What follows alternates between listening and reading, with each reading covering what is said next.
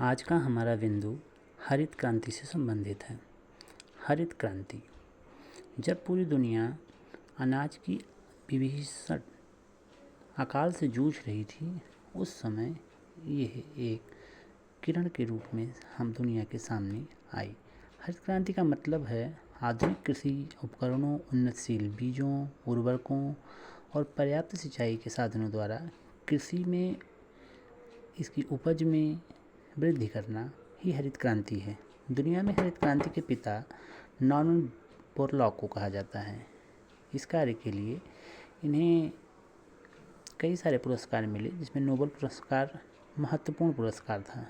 हरित क्रांति के शब्द का सबसे पहला जो इस्तेमाल किया था वो विलियम गौर ने किया था। भारत और मैक्सिको में लगभग समान समय में हरित क्रांति आई थी। भारत की हरित क्रांति के जनक डॉक्टर M.S. स्वामीनाथन को माना जाता है। हरित क्रांति के परिणाम स्वरूप विशेष रूप से गेहूँ, चावल, मक्का, बाजरा इन फसलों में की उपज में भारी वृद्धि हुई।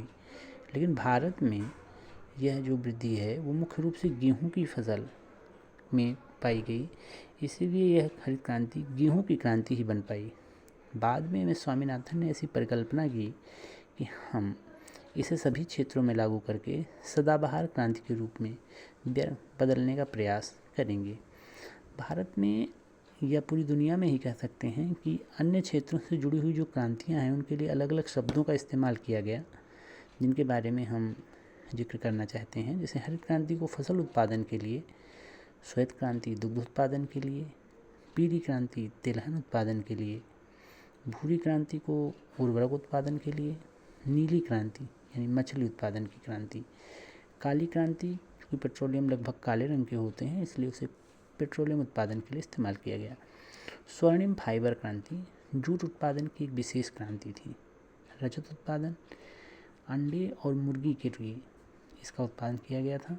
बाद में सिल्वर क्रांति, उसी के अंग्रेजी वर्जन का नाम दिया गया, लेकिन दोनों के लगभग नाम हिंदी में सेम ही थे, लेकिन फिर भी उसके बाद सिल्वर क्रांति को कपास का उत्पादन के रूप में इस्तेमाल किया गया और गोल्ड क्रांति के नाम पर आलू उत्पादन का इस्तेमाल किया गया।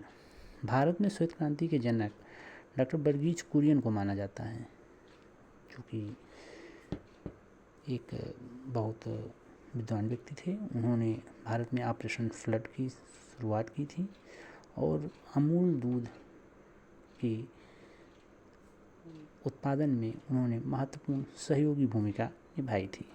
आज के लिए धन्यवाद।